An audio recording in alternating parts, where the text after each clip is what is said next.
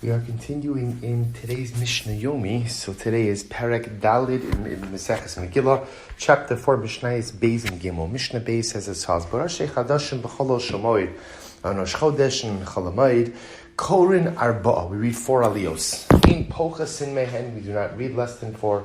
Ve'im Mosif and Alehen, nor do we read extra aliyos. So the Mishnah says, "Ve'im maftirin b'navi." We don't read haftorah.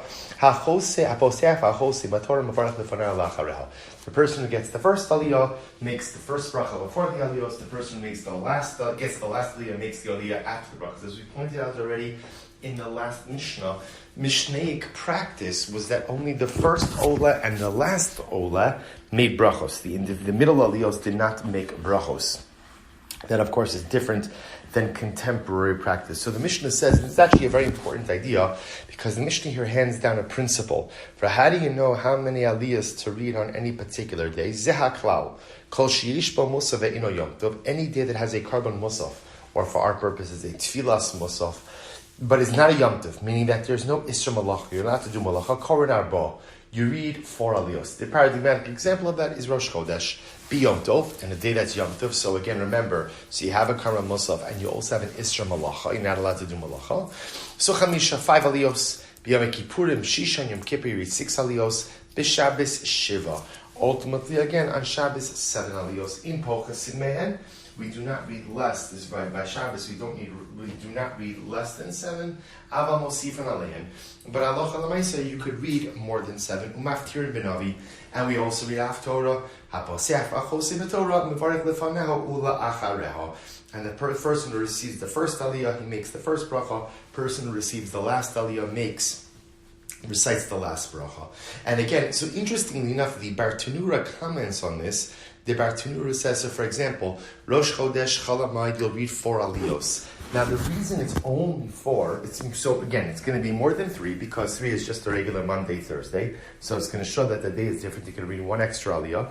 But because there's no Isra Malacha, people could go to work. So you can't have too many aliyahs, otherwise it leads to what the Gemara calls Bidul Malacha. People still have to get to work. So we're going to curtail the number of aliyos. Yom Tov is a little bit more, 5, because Yom Tov, again, doesn't have regular malacha, but yet you're still allowed to do achal nefesh, you're allowed to prepare food. Yom Kippur, of course, to show the severity of the day, has more than a regular Yom Tov, and Shabbos, where no malacha at all is permitted, so one is permitted, so we read 7. Good, Mishnah Gimel. Ein parson es Shema. So the Mishnah now is going to go through a list of things that you could only do with a minyan. Ein parson es Shema. So parson Shema is an interesting case where, let's say again, a group of people came late to shul, and let's say they missed Baruch. They missed Baruch. Actually, truth is right. I guess they missed Baruch, and the tzibur had already moved on past Birchos Kriyas Shema. So if 10 people get together, one individual could go ahead and recite Baruch, and then the others have the ability to go ahead and answer to Baruch, and also recite the 2 birchos of Kriyas Shema, the 2 brachos of Kriyas Shema prior to Shema. This allows them to capture the tefillah b'tzibur, the congregational prayer dynamic. They and you can't have a chazan. You can't have a chazan go ahead and do chazar sashatz. Ve'in nosen eskapim, you can't duchen. Ve'in koram batorah, you can't lean. Ve'in maftir minav, you can't read haftorah. Ve'in osin ma'amad umoshav. So interestingly enough, the Bartanura explains ma'amad umoshav was the process when they used to bury the dead.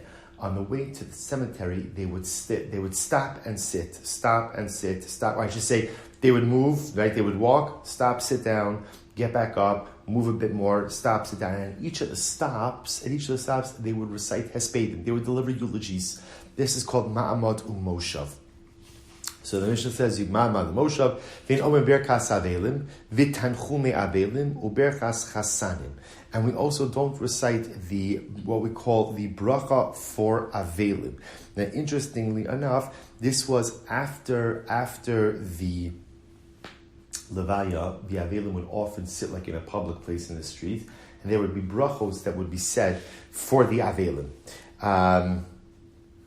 We don't really do this anymore today. We don't do this anymore. Tanchume avelim is interesting. Of that we do. Literally, tanchume avelim literally means consolation of mourners. In this context, the Bartanura explains that it means the shuros. the lines that we form for the mourners to walk through. We do this today also. We say Amokom Yonachin, Uberchas Chasanu. Berchas Chasanu Sheva Brachas, Ve Mizamnim B'Shem, and we don't bench with the name of Hashem. Pachos Me'asara.